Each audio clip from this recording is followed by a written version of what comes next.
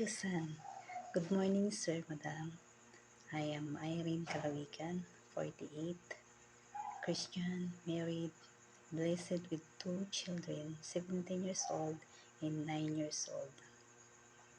I am good in taking care of babies, children, cooking, cleaning, ironing, gardening. I am loyal, honest, flexible, and hardworking, and I can work with other coworkers. If you hired me, I will assure you to serve your family and I will treat as on my family too. I will follow your regulations and I will do my obligation that you have given to me. Thank you. Please follow my profile in Help Helpers Library. Thank you.